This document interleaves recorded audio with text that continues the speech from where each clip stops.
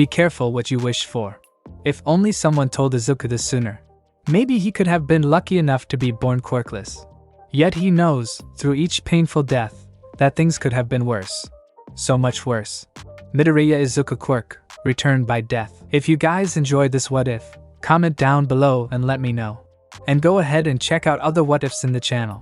After watching this video, don't forget to shower some appreciation onto the incredible author responsible for this fanfiction. The link is conveniently waiting for you in the description down below. Before we get into it though, don't forget to subscribe and leave a like, and also share this video with your friends. So let's start this video. Izuku didn't think this hospital visit was necessary, but he supposed it was only standard protocol. As expected, neither Todoroki nor Ida had received any serious injuries. Izuku made sure of it. The one to receive the worst of it was himself, but the red gashes on his back looked worse than they really were. Hopefully, they could leave soon. He just wanted to go home already. I wonder if Mom heard about what happened yet. His mouth twisted into a grimace. It would be nice to have an invisibility quirk like Hagakure. If he did, he'd be able to disappear at a moment's notice. And by the time someone finally realizes, he'd already be far, far gone. He could feel eyes on him. Had been, for a while. It made his skin crawl, because he knew what kind of eyes those were. Curious eyes. Questioning eyes. Concerned eyes. He wanted to puke. Stop it. Stop looking at me. Stop caring. Why can't you just forget about me? He knows it should make him happy. His friends worried about him, because he was important to them. But it didn't make him happy at all, and that just made Izuku hate himself even more, because it was so selfish of him. Wallowing in his own little pity party of despair when he should be happy, because he's gotten everything he wanted. The least he could do is show some fucking appreciation. Look at you. You're a hero now. A great fucking hero.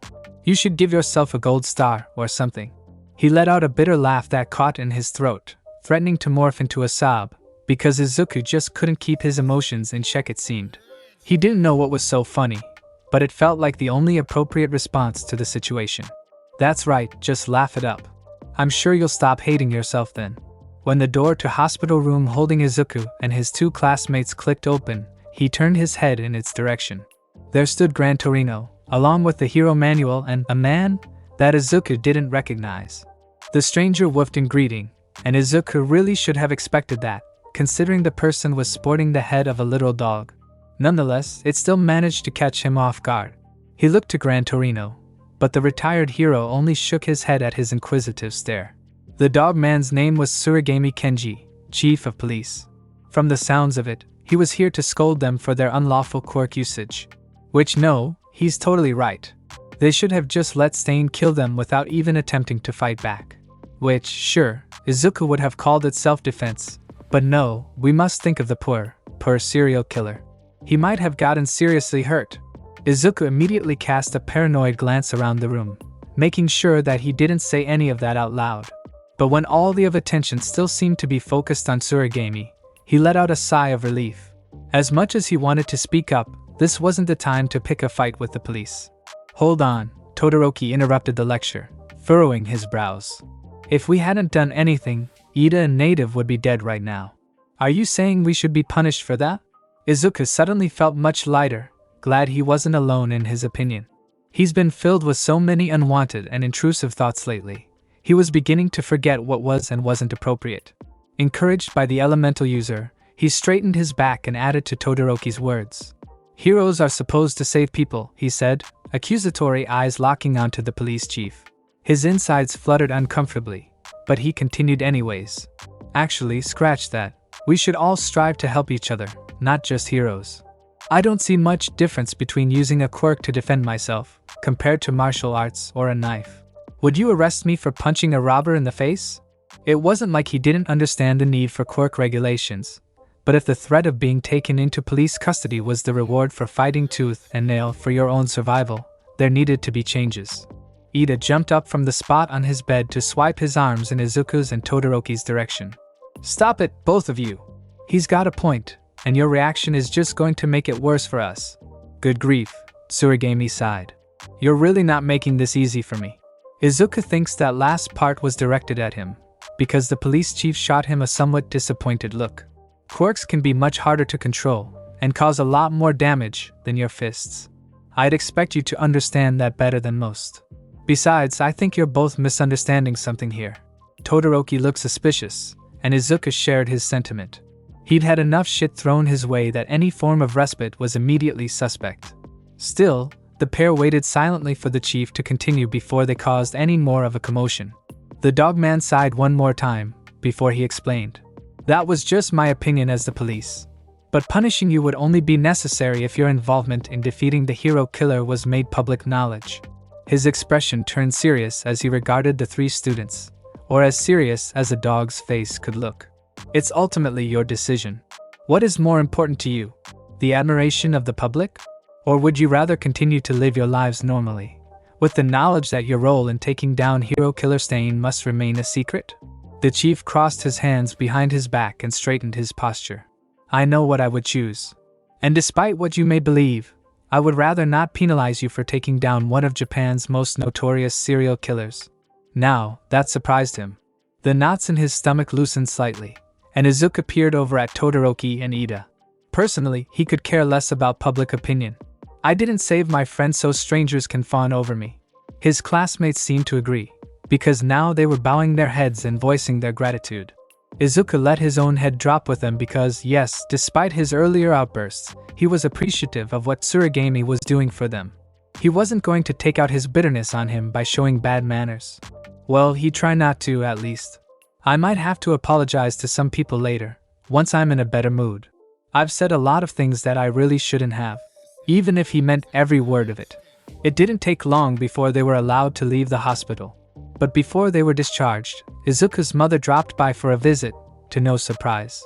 What was also unsurprising was when Izuku had to reassure her at least 10 times that he was fine, before she would finally stop crying. And once visiting hours were up, she ignored the nurses telling her the patients needed their rest, refusing to budge until the green-haired boy had to make a promise that he would call as soon as he could leave, and head straight home afterwards. Uraraka didn't visit personally, too busy with her internship, but she did give him a call to make sure they were alright. Izuku had stared at the name displayed across his phone screen for several seconds, before finally picking up. Uraraka bombarded him with questions, mostly about their condition and the severity of their injuries. Izuku answered to the best of his ability, silently wishing for this conversation to end already.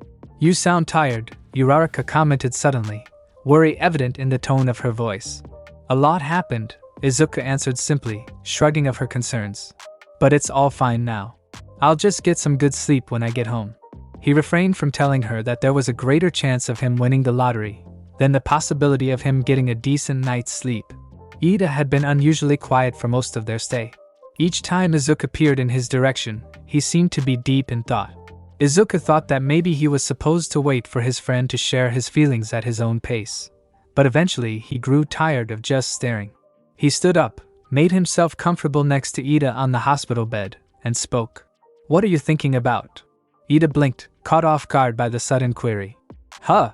You've been staring at the floor like it holds the answer to all of life's mysteries, Izuku commented, nodding toward the white linoleum. What's on your mind? Ida gazed at him with a contemplative expression. There was an awkward silence, and by the time Izuku accepted that he wasn't going to receive an answer, the familiar deep timbre of his friend's voice entered his ears. Do you think I'd make a good hero? Izuku had to make a double take at that.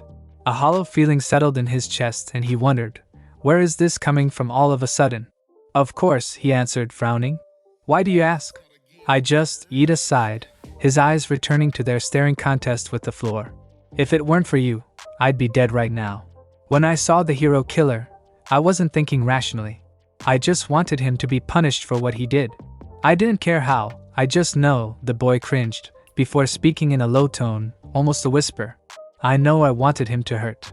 Ida carefully met his eyes, but his head remained angled downwards, almost as if he was afraid of facing his classmate fully.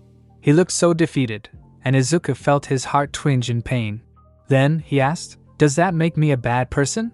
Izuku grabbed his friend's hands, his scarred fingers wrapping around them in a too tight grip, like he was afraid of what would happen if he let go. His stomach felt sick. He wouldn't allow his Ida to hurt like this. He wouldn't. You're not a bad person, Ida-kun, he told him, his voice containing as much strength and conviction as he could muster.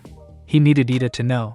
He needed him to know that, no, you're not a bad person. Stain hurt someone you loved. Of course you wanted him to hurt too. Don't feel bad for being human. Alright? But Ida tugged his hands free, his gaze falling into his lap. His head dropped even lower than before as he hunched over himself, arms shaking. That still doesn't excuse what I did. I shouldn't have confronted him alone like that. I should have just contacted Manuel right away. Native and I could have died because of my selfishness. Ida. The dark-haired boy turned to look at him. His expression was grim, overflowing with deep-seated regret and burning shame. This isn't right. Like I said, you're not a bad person. Yes, you made a mistake. Everyone makes mistakes. You, me, even All Might can't be right all the time. Your brother was put in the hospital, and the first thought when you saw the man responsible was to hurt him. And that's normal, okay? Ida nodded, but he still looked unconvinced. Izuku continued. Like you said, you weren't thinking rationally. But that doesn't make you a bad person. Anyone would have felt the same in your situation. And if they tell you they wouldn't, they're either a liar or a psychopath. Izuku took a deep breath, gathering his words before finishing. All you can do now is to learn from it. It's pointless trying to think of what you should, or could have done. It won't change anything, and it definitely won't make you feel better. You just need to make sure you don't make the same mistake twice. Izuku locked eyes with his friend, emerald green needing a royal blue. Alright? It took a few moments, but eventually Ida nodded. It was slow, unsure, but he didn't look like he was dismissing the words completely.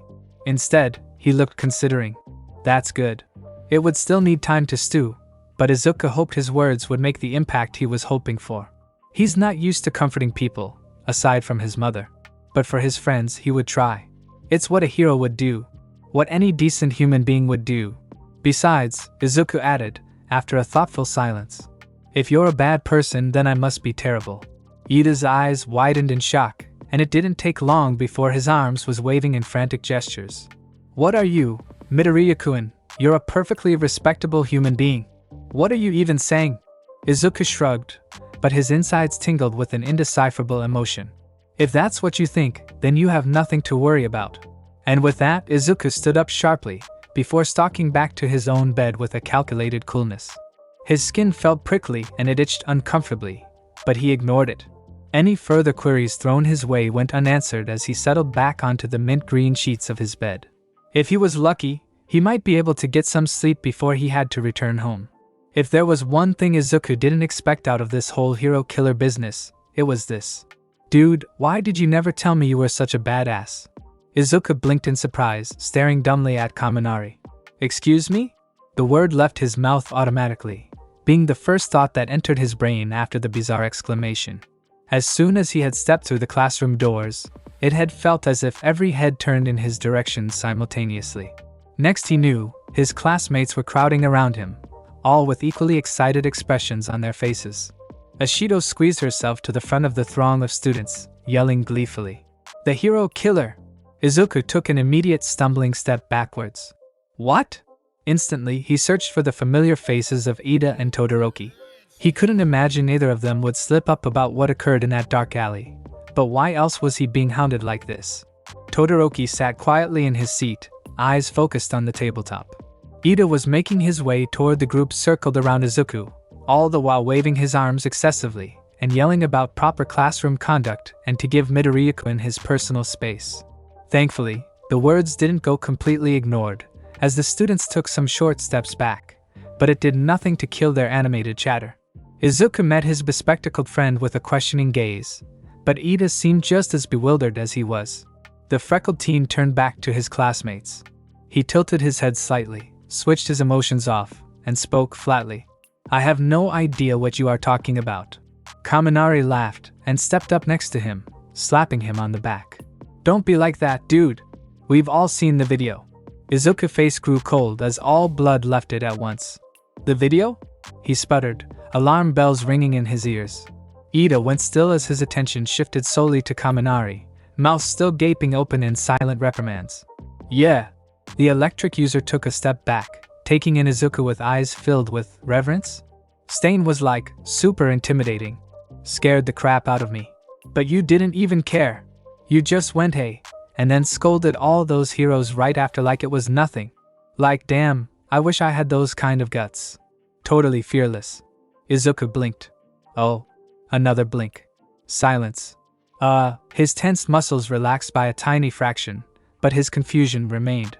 From the sound of it, the video Kaminari was talking about wasn't his fight with Stain. Which, now that he thinks about it, he probably should have realized. Otherwise, Todoroki and Ida would be receiving the same treatment as he was right now. His classmates didn't seem satisfied with his reticence, however, because suddenly, Ashido was in his face, sharing something on her phone. Look, it's all over the internet. Someone even made a forum for you. What? He promptly snatched the phone from his pink-skinned acquaintance, scanning the screen in disbelief. The banner of the website read Deku Fan Club in bold lettering, with the tagline "The Fearless Hero of UA" just underneath. Izuku felt lightheaded as he scrolled through the site, his disbelief increasing with every second spent staring at the words and pictures filling the bright screen. He didn't know what to feel about this. He really didn't. Was he supposed to be happy? Maybe. Was he? He honestly had no idea. The only emotion he could currently decipher was unadulterated confusion. This, he spoke, voice faltering. This is for me? Yeah. Ashido bounced excitedly. Awesome, right? You're already getting famous. Izuku handed the phone back in silence. He hesitated. I think I need to sit down for a moment. He ignored the puzzled and dissatisfied cries of his classmates to collapse into his seat, staring ahead of him blankly. He couldn't think. His mind had slowed to a halt, sluggish thoughts moving like through molasses and getting lost on the way to their destination. So many swirling emotions traveled through the length of his body, making him shake with the intensity as he tried to squash them down. He didn't know what would happen if they broke free, and he was afraid to find out. His breath struggled to enter his lungs, caught halfway through his dry throat by the lump that had formed inside. Desperate, he pinched the skin of his wrist to calm down. Breathe. Breathe. He refused to have a panic attack in the middle of the classroom. If he did, he might just force a reset out of mortification. 2 hands slammed into his desk, and Izuku leapt for the ceiling. He swore his heart just stopped, and when his eyes landed on the person in front of him, he almost wished it had. What the fuck is wrong with you? Kaken. Of course. It's not like he could have one good day for once. Izuku forcefully sucked in a breath of air, almost wheezing in the process, and it took all his courage to confront the scowling face of his childhood bully. Kaken's features were screwed up in an expression of barely contained rage, and Izuku stared. All his facial muscles relaxed at once as he buried his emotions beneath layer upon layer of thick blankets, and all he was left with was a flat look that betrayed nothing. Nothing is wrong, Kaken, he spoke calmly. The blonde looked at him. An eyebrow twitched, and he banged his palms on the tabletop again. Don't fucking lie to me, Deku! He screamed, spit flecking across freckled cheeks. The tiniest of grimaces pulled at Izuku's mouth, and with the sleeve of his uniform, he wiped the saliva off. Deku Fan Club? What the fuck is this shit? And you don't even have anything to say about it? I didn't create the website, Kaken, Izuku informed. His voice was even, and he placed his hands on his desk flatly, one over the other. He really didn't want to deal with Kaken's explosive outbursts right now. He just answered the blonde's questions as impartially as possible, and hoped that he'd go away. I'm just as confused as you are. His angry classmate was about to yell something else, when Uraraka and Ida marched up to them. They each took up a side beside their curly-haired friend, Uraraka on his left, while Ida flanked his right. They wore matching serious expressions, and Kaken's mouth snapped shut when he saw them approach. He met them with a nasty glare, hot enough to burn. And what the fuck do you want? He demanded, the tips of his fingers scraping across the tabletop, curling in simmering ire. Uraraka took a dogged step forward, undaunted. I want you to leave Deku-kun alone. Ha! Kaken laughed. You think some chubby-cheeked extra like you is going to intimidate me? This chubby-cheeked extra almost defeated you during the sports festival, she pointed out, unfazed. And it's not just me. She's right, Ida stated. He rested a hand on Izuku's shoulder, and straightened his back to tower over the ash-blonde teen. Now I suggest you take a seat, before Aizawa-sensei arrive. I doubt he'd appreciate students picking fights in his classroom. The sound of Kaken grinding his teeth together was audible all the way from where Izuku sat, grating on the ears. The blonde's arms shook dangerously, and the green-eyed boy wondered if he would have to get involved. Then, Kaken tisked, and leaned away from the desk with an acrid expression on his face. His glowering stare looked as though it could melt steel, and Izuku folded into himself unwillingly. "This isn't over, Deku," he said, a deadly promise for pain to come. Small beads of sweat formed on the back of Izuku's neck, and he bit the inside of his cheek, reminding himself to not be afraid. "You're not in middle school anymore." "Actually, I think it is," Uraraka replied, a finality to her tone. "Don't ever talk to my friend again."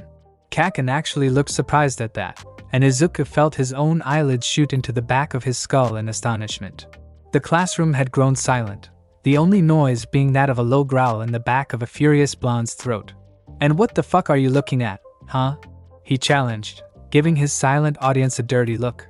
After no one dared to make a sound, he plunged himself back into his seat without another word, slamming his chair against the floor as hard as possible.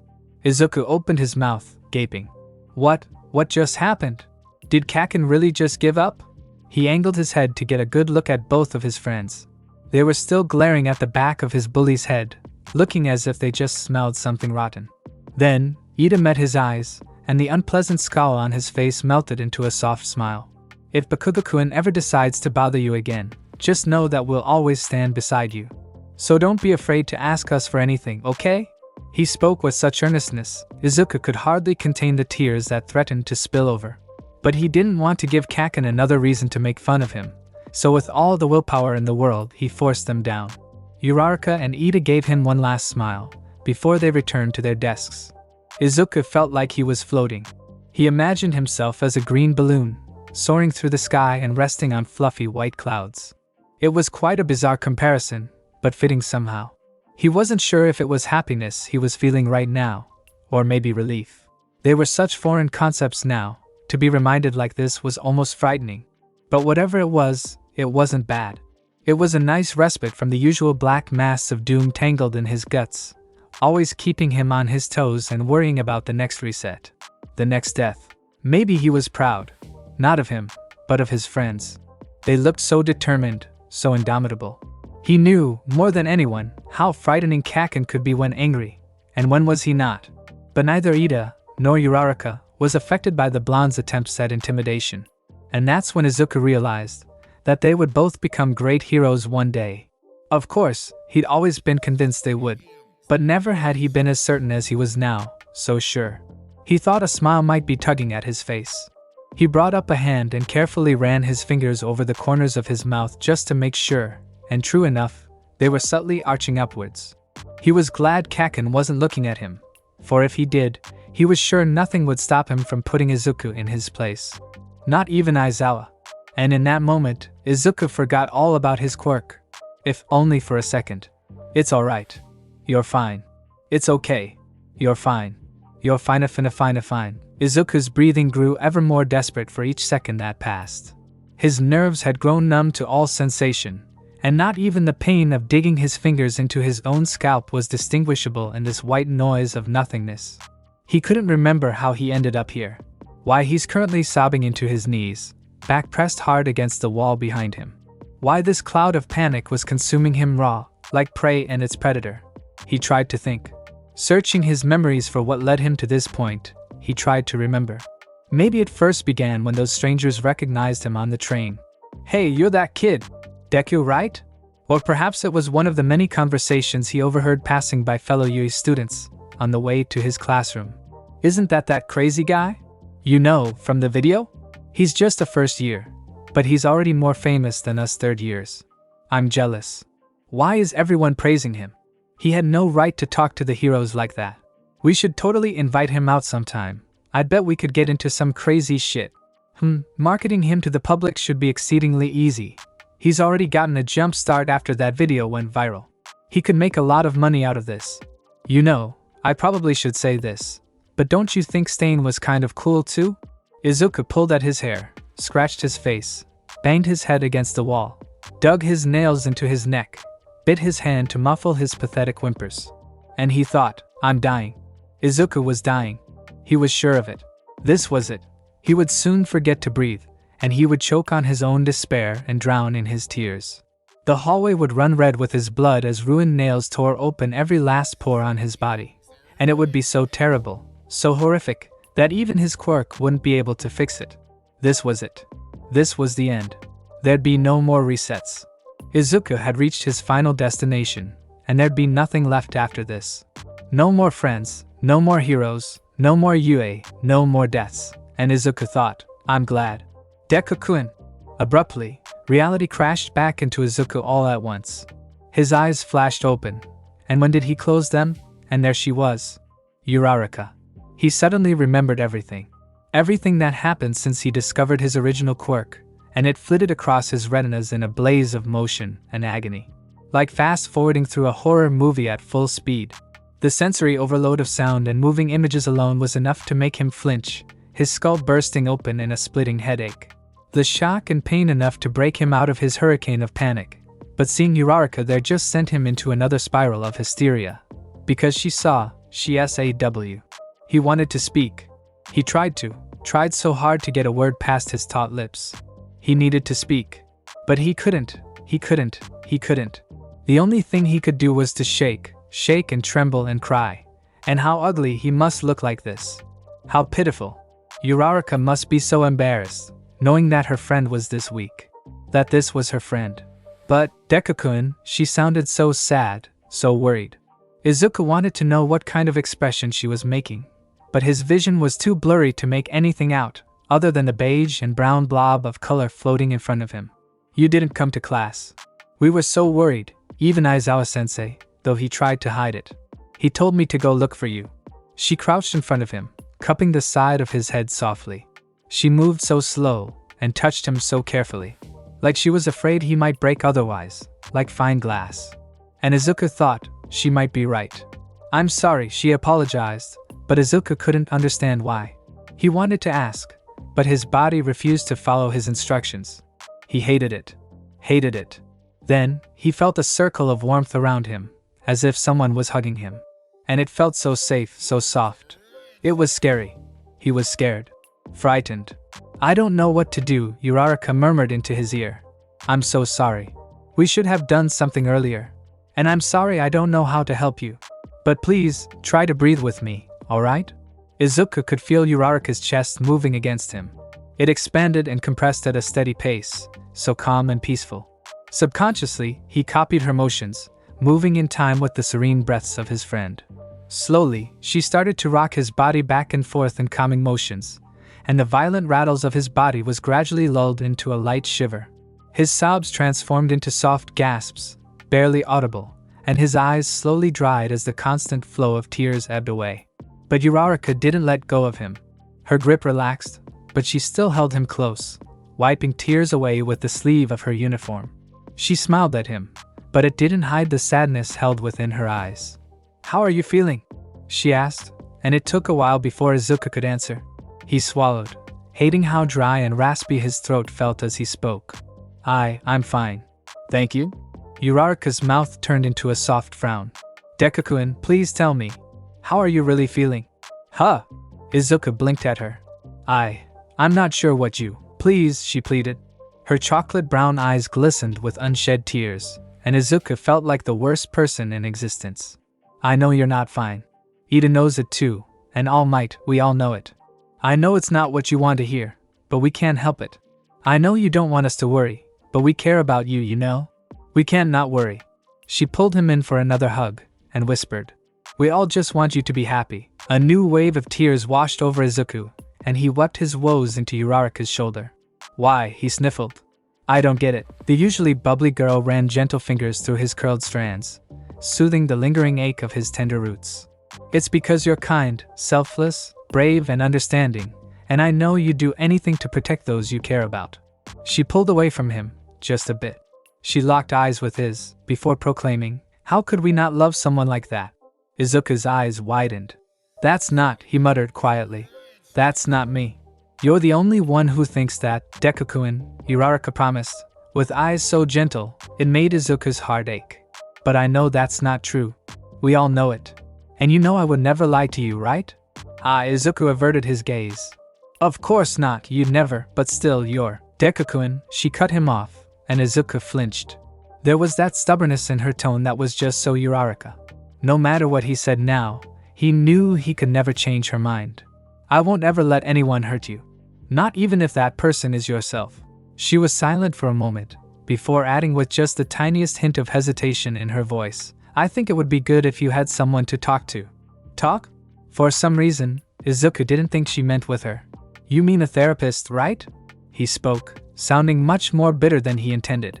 He didn't know why the thought seemed so unattractive to him, but he knew he didn't like where this conversation was going.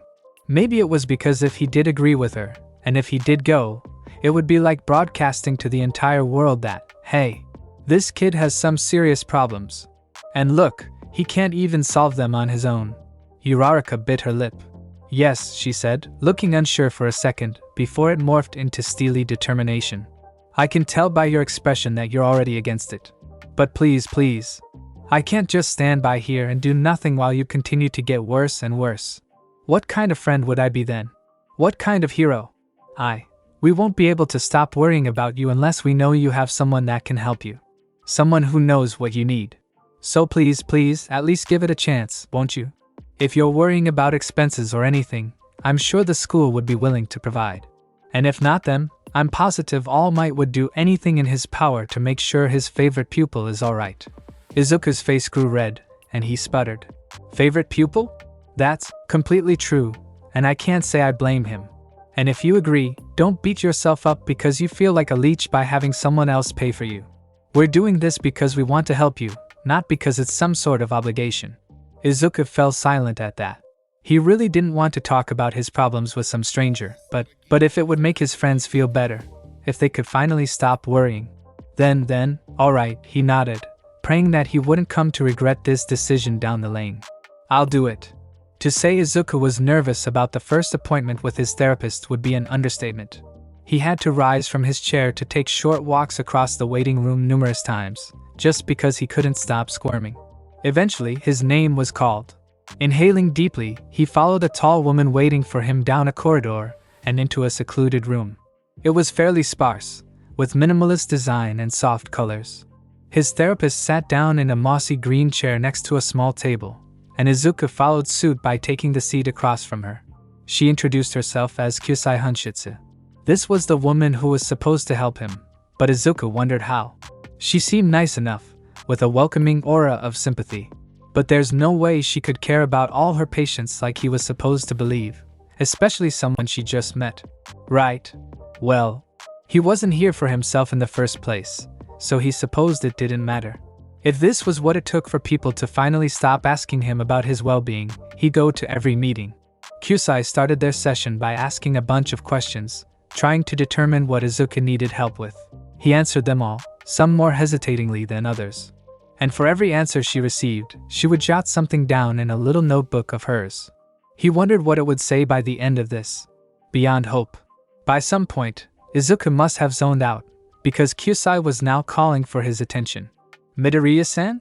Izuku's pupils contracted as he regained his focus. Yes? He stuttered, wondering for just how long Dr. Kyusai had been calling his name. I was wondering if there was anything on your mind that you would like to discuss. She tapped her pen on the scribbled pages of her pad. Her eyes shone with acceptance and quiet reassurances, but Izuku still couldn't shake off his doubts. It would have made him feel guilty, because she really did look like she wanted to help him, but he was getting sick of living life in an unending state of self-blame. No, there's nothing, he settled for, after a moment's contemplation. But Kyusai didn't look convinced. I can't force you to talk about something that makes you uncomfortable, she began. But I would like to remind you of our doctor-patient confidentiality. Anything you say to me won't ever leave this room, unless I have your explicit permission. The only exception would be if I believe you are a threat to yourself or others, in which case I can only tell the person you're threatening, or someone that can ensure your safety. A threat to himself? Does it count if he's going to come back to life, anyways? But you wouldn't believe me, even if I told you, he muttered, smiling bitterly to himself. My job is to listen, not tell you you're wrong, she returned, resting the notepad in her lap. It is clear that this is something which affects you deeply. And whether I believe you or not, sharing whatever is on your mind could still help ease your burden. I'm not here to judge you, Midoriya-san. I'm here to help. There were those eyes again. Izuku exhaled deeply. He knew she wouldn't believe him. She wouldn't. But even so, anything you say to me won't ever leave this room.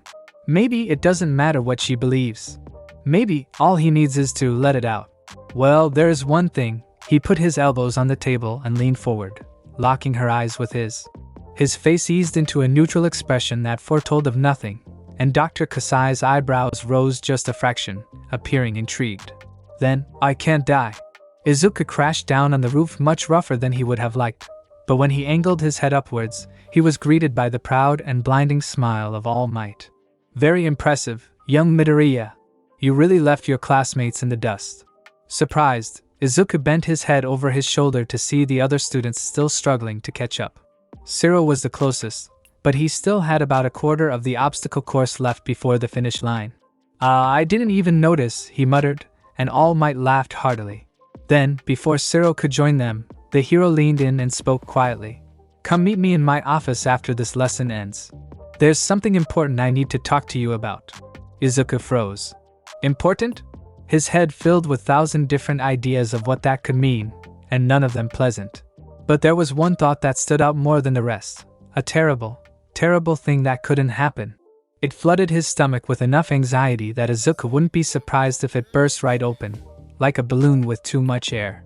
For the rest of that day, all the way until Izuku entered All Might office, the sound of his feet hitting the floor rang through his head like a death knell.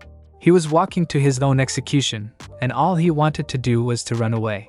His guts felt like they were crawling with bugs, and the only consolation was the mantra in his head promising him everything would be alright. It will be fine, it sounded, over and over again until he could almost believe it. His head pounded intact with his beating heart, and he watched helplessly as his hand pulled towards the door handle that would take him to his death. He felt possessed, his body moving all on its own, and he just wanted to scream. To pull away and just run and run until his legs gave out under him, never to return. But he didn't. The door clicked open. I can't die. To be honest, Izuku wasn't sure what kind of reaction he expected from that statement. Perhaps it was for Dr. Kasai to give him a look that said he had lost his mind. But then again, such outlandish claims must be nothing new in her profession. Maybe he expected her to look at him with pity for the poor boy who can't tell fantasy from reality. And he wondered if any of her other patients had ever claimed to be immortal. And he wondered how many of those were speaking the truth. But whatever he might have been expecting, it didn't come. When he looked into Dr. Kasai's deep blue eyes, there was no pity, no sadness or confusion or whatever other emotion one could possibly expect. Her gaze was impressively neutral as she added something new to her little notebook, before putting it down in her lap and observing him with a face that never betrayed a thought. You can't die? She repeated, lacing her fingers together over lined sheets of paper. From the way she phrased her question, you would normally expect a tone of skepticism or condescension. But all he found was a quiet curiosity, asking him to elaborate. Stray thoughts from earlier was still crammed into his head, swirling through it at double speed like an icy blizzard, but he felt surprisingly calm as he mulled over his options. He knew that from now on, he was playing a careful game of truths and omissions. He needed to choose his words carefully, phrasing his sentences in a way that wouldn't set the doctor's alarm bells ringing. I can't die, he chanted. I can't die, because when I do, I just come back. But he couldn't tell her that. Never mind the fact she would think he was insane, she might deem him a danger to himself. Please, Uraraka's voice echoed in his head, voice cracking at the last octave as she pleaded for his sake. But I can't lie either. He needed to tread carefully. One misplaced word could mean a trip to the psych ward. He couldn't let that happen. He refused to let that happen. Gods knew his friends worried about him enough as it was. But he filled his lungs with a mouthful of air, feeling his heart rate slow, until all he knew was still placidity. It would be fine. He would be fine. Because even if he messed up, even if he said the wrong thing, even if, he would always have his fails safe. He just had to keep trying, until he got it just right. There was nothing he couldn't fix. It's my quirk, he began. It was an oddly neutral statement, but one that also opened a whole new can of questions simultaneously. He knew what his official quirk registration papers said, but he didn't know if his therapist had access to it as well. Still, admitting that he possessed two quirks rather than coming up with some amazing lie as to how he obtained the magical power of immortality, The choice was obvious. Besides, it wasn't like she could force any information about One for All out of him. It will be fine. It prevents me from dying. Or rather, it won't let me stay dead. It was a risky move on his part to admit that he had, in fact, died at least once before. But it wasn't incriminating enough to force Dr. Kyusai to breach his right of confidentiality. No one knows about this power aside from me, and I'm not planning on telling anyone either. Kyusai hummed, tapping a long nail against the side of her mechanical pencil. I can understand why you would want to keep something like that to yourself, she hummed, before her impassive expression took on a more serious note. It can have been a pleasant experience when you first discovered it. Your survival was left to a game of luck, and if not for your quirk you would have been dead right now. It must be frightening. It is, Izuku nodded. He leaned in closer to the doctor, his voice dropping a few decibels as if he was afraid someone might overhear. Every time I die I wonder, is this the end? I don't know if there's a limit to how many times my quirk work, or if there are any conditions I need to meet to activate it that I don't know about, but have been lucky to fulfill thus far. Yet, before I even have time to finish my thought, I'm back. But you know what is the most frightening of it all? Dr. Kyusai said nothing, waiting for him to give the answer to his own question. It's not knowing if this will ever end. If I will continue to live like this forever, because my quirk won't let me die. Izuku belatedly realized that every part of his body had broken out in violent trembles, and the only air that could enter his lungs were from the quick, gasping breaths he so desperately took. He felt so calm earlier, he never even noticed how worked up he became. And yet, he couldn't find it in himself to regret his words. It felt good, finally allowing his feelings and thoughts spill free without needing to spare a thought to how this would affect the people around him. The woman observing him had moved from tapping her pencil to the block of lined paper resting under her palms, and she asked, "Do you want to die?" Now that was a loaded question, wasn't it? But Izuku spent a surprisingly little amount of time to come up with the answer. Because as confusing as his never-ending hurricane of mixing emotions and conflicting thoughts could be, it was clear as day. No. And it was the truth. No matter the dark, miserable places his thoughts oh so often found themselves in, no matter the pain and fear and anger that was forced into his brain, he knew. Even if there was times when he just wanted to stop existing altogether, he knew. Because the thought of dying was terrifying. To think of that 1 second of darkness that always preceded any of his resets sent frozen spikes of all-consuming fear through his spine, impaling his heart and lungs and spreading throughout his body like cold tendrils of pure dread. For all he acted like it didn't matter anymore, he didn't want to die. Perhaps if you asked him the same question a few months earlier, the answer might have been yes. But not now, not when he met such fantastic people. People that believed in him, people who wanted him around. And not now, when he'd seen those same people die, for no reason other than to satisfy some sick fucker and his twisted ideals. He caught a glimpse of Dr. Kyusai scratching something down in her notebook as he snapped back into reality. Finishing up with a flick of her wrist, her free hand landed on the round tabletop separating the two, palm up and waiting. Izuku was confused for all but 1 second, before she explained. My quirk is called empathy. It contains 2 components, the first being that I emit a constant aura of receptivity, which you may or may not have noticed. I'm unable to turn it off, but it's useful for making my patients comfortable and allows them to open up more easily. The second component is a bit more invasive, which is why I will ask for your permission before I use it. If I touch someone in focus, I can feel their emotions as if they were my own. I can't read your mind, and you won't notice a thing. But it will help me gain a deeper understanding of your feelings, and I have found it very useful for aiding patients in the past. Some emotions just cannot be put into words, but if you'd let me, you won't have to try. Izuku's fingers twitched out of habit, and he was overcome with a strong desire to write down everything she just told him. Feeling somewhat uncertain, he asked, so how does it work exactly? You just feel what I do right now. Try to think of all the things that bothers you. When you're ready, place your hand in mine. If that makes you uncomfortable, I could touch your arm or head instead. I know some patients prefer that. So long as skin contact is made, no matter how little, my quirk can be activated. Ah, no, that's alright. Izuku waved his arms dismissively. Then, he considered what she just told him. Think of what bothers him. That's a very broad category. There's so many things, and not all of which stems from his quirk. Old memories from his days before he entered UA emerged unbidden, with burning words and fists, and a quirk specialist telling his mother that her son was probably quirkless. And if he wasn't, he might as well be. A leap of faith. But that's not why he was here. Those were old problems for another day. It could wait. It would be fine. He thought of Yue's entrance exam. It was the first time he'd ever seen another person die. But it was so long ago now, he couldn't even remember what it felt like. He thought of the USJ, and how he thought it would never end. Just an endless cycle of death and tears for the rest of eternity.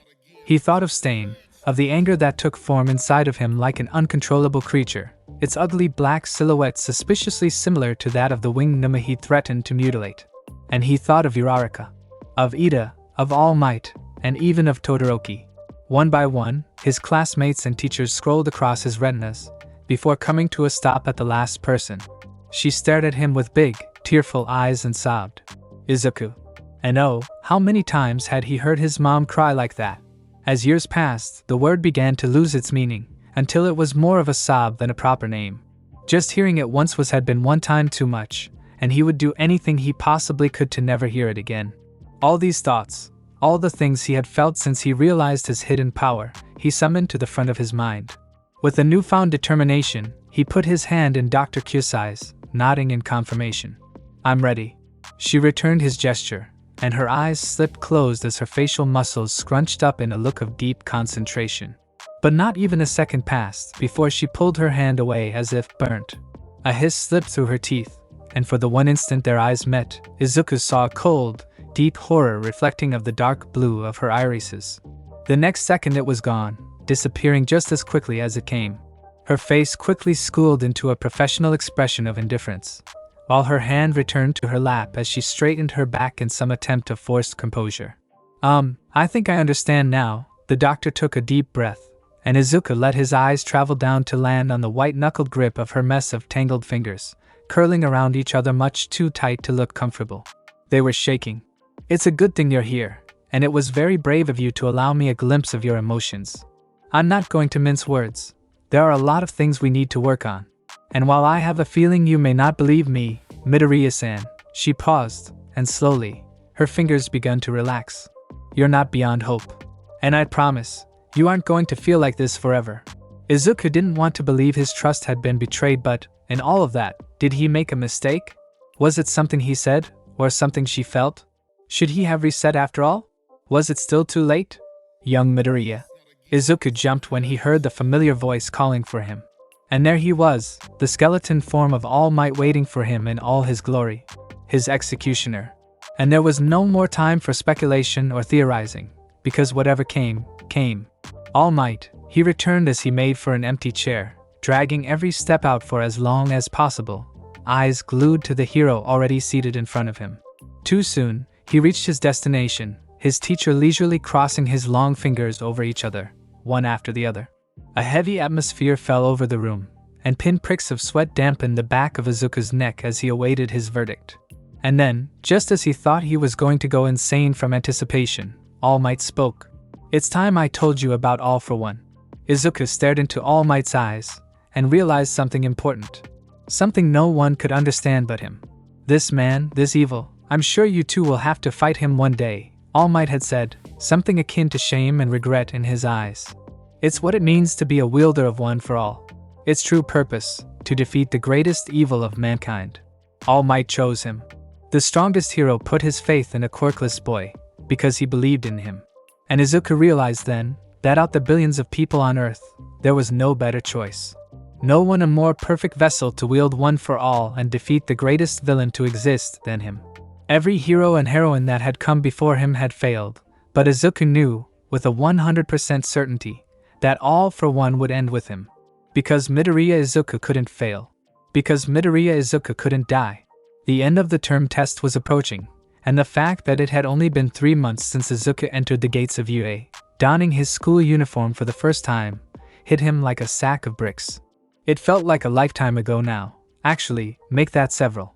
The Midoriya Izuku from back then was little more than a fading memory by this point, and the first 14 years of his life was like viewing a video filmed with a camera out of focus, only consisting of featureless and blurry swathes of color. They might as well belong to someone else. Only key parts of his childhood could still be made out clearly, and most of them, he'd rather not remember at all. Mustering up energy to study was a challenge.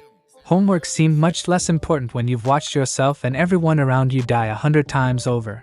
But Izuku didn't want his quirk to affect his life any more than it already had. Let's not add a failed written exam to the top of my problems.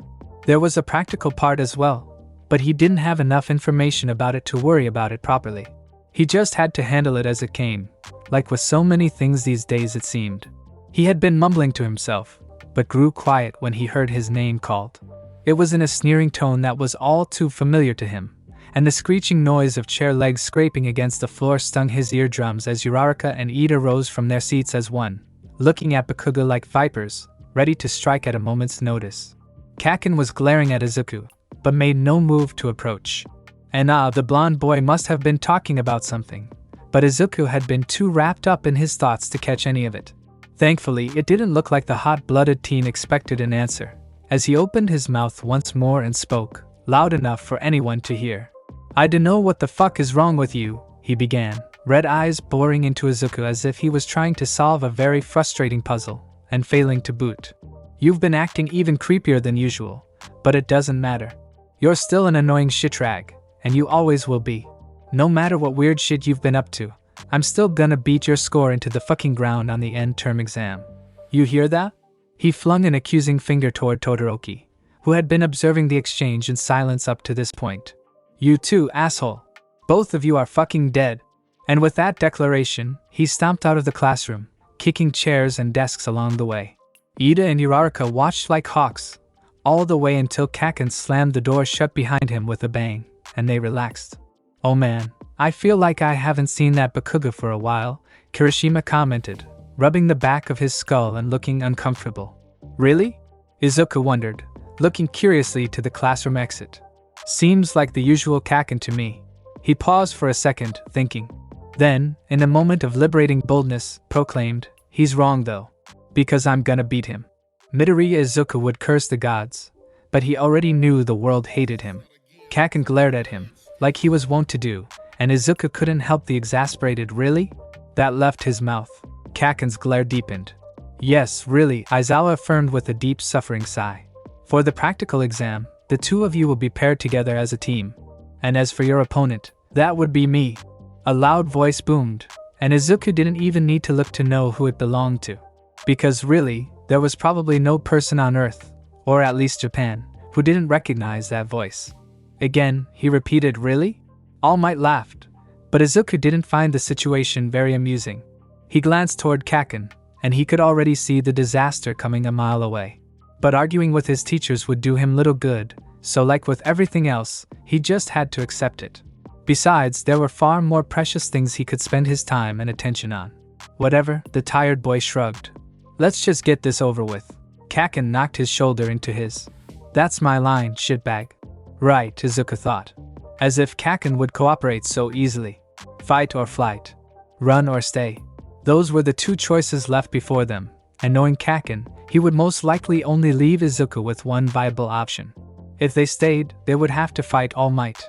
But even with the heavy weights the hero had strapped onto his form to give his students a smidgen of a chance, there was no way they could win. If only for the simple reason that Kaken wouldn't let them. Because the first thing he would do once the test started would be to run off on his own, ignoring Izuku completely. Because Kaken doesn't need help. Because Kaken can do everything by himself. Because only weaklings have to rely on other people. How petulant. Maybe together, with a well-thought-out plan and perfect execution, they could do it. They're both smart people, and certainly not weak by any means. Of course, the likelihood of Kaken listening to a word he said was close to zero, which only left running. But if Izuku is one thing, it's stubborn. He wouldn't give up without even trying. Shut it. Kaken kept on walking, not even once looking in Izuku's direction, and fuck off. I don't need you around to weigh me down. You think you can take on All Might by yourself? Izuku raised an eyebrow, because honestly, even Kaken must realize how ridiculous that sounds. I'll keep dodging his attacks until he gets tired, or not, and then, I'll knock him the fuck out the second his guard is down. Izuku blinked, because that was truly one of the stupidest things he had ever heard. Kaken was smarter than this, Izuku knew he was. But it seemed like just the mere presence of Deku was enough to blind his bully to everything that wasn't showing off how much stronger and better he was compared to him. "Kaken," Izuku said. "Are you an idiot?" He felt the fist coming before he saw it. The air shifted, and his back pitched backwards on its own, but he wasn't quite fast enough. He avoided the worst of the damage, but the tip of his chin still got clipped painfully, and he hissed on reflex. Before he could lose his balance and fall on his ass, he spun on his heel while his other foot shot out and moved at blinding speed. It cut effortlessly through the air in an arc, only slowing when it impacted with something soft and human. But Izuku wasn't done yet. The momentum continued to carry him forwards, pulling the weight on the dorsum of his foot with him, all the way until it slammed down into the ground. Kaken's head bounced off the hard surface of the floor, and Izuku screamed, "What the hell is wrong with you?" Kaken took a few seconds to recuperate, but Izuku wasn't going to give him a chance to retaliate. He put a foot to the blonde's chest and held him there, hard emerald eyes staring him down. "Get the fuck off of me!" the blonde screamed, letting an explosion off against Izuku's ankle. It hurt, enough to make anyone flinch, but Izuku was too pissed to give Kaken that kind of satisfaction. Instead, he just continued to stare, never letting his eyes leave his target. "Is this it? Is this really how you plan to live out the rest of your life?" He spoke, as calm and chilly as ice. "You think you can just punch your way out of every problem, is that it? Of course you do. No one's ever showed you otherwise, have they?" Izuku leaned in, eyes aglow with an uncanny callousness. "But let me tell you a secret, out there, in the real world, if you continue the way you are right now, you'll be dead in dirt before you know it. Wanna know why?" Kaken didn't make a sound. "Because you're never going to ask anyone for help. You'd rather die. And that's exactly what's going to happen." Izuku finally retrieved his foot, letting the explosive boy free. "But sure, if that's what you want, go ahead. Go die. After all, no one's gonna save you." He didn't mean that. Izuku knew that despite how much Kaken hurt him, he'd still be there. Even if Kaken screamed at him to leave and go away, even if Kaken blew off his limbs one by one, he'd still be there. Because Midoriya Izuku didn't know how to stop caring, but God, he wished he could. Caring only got you hurt, especially when the person you cared about couldn't give less of a shit about what happened to you. When that person tell you to kill yourself, and abuse you with words and fists until you wonder if maybe he's right. Izuku would die for Kaken. But that didn't mean he didn't take sick satisfaction in the shocked expression directed at him. Because God, it was just so perfect. The white of Kaken's eyes on perfect display, shrunken pupils that couldn't look away, a mouth that had lost its permanent scowl in favor of the slight gape that showed off those perfect white teeth. It filled Izuku with a sort of giddiness he hadn't felt in a long time, and it took his all to hide the grin that just begged to spring free. Serves him right, he thought, head alight with a heady intoxication of pure adrenaline. Let's see how you feel, to be on the receiving end for once. Izuku cared. All too much, he cared. With all his soul and being, so much that it was eating him alive, he cared. But let Kaken believe he didn't. Kaken's mouth moved. Quietly, almost like he was afraid, he spoke. "What's wrong with you?" Then, his words were drowned out in a sea of noise and smoke. Izuku's feet lifted of the ground, and he and Kaken flew through the air like lifeless dolls as wind carried them far and fast, slamming them down and into the ground as gravity did its work. "Brace yourselves and pray," a deafeningly loud voice thundered across the battlefield, "for I am here." Thank you so much for joining me on this incredible journey today. I hope you enjoyed exploring the fascinating what-if scenario of Deku. The possibilities were truly mind-blowing. If you found this video entertaining and thought-provoking, don't forget to give it a thumbs up, share it with your friends, and subscribe to the channel. Your support means the world to me and inspires me to bring you more captivating content in the future. Stay tuned for more exciting what-if stories and other amazing videos coming your way. Until next time, take care, stay curious, and keep embracing the power of imagination.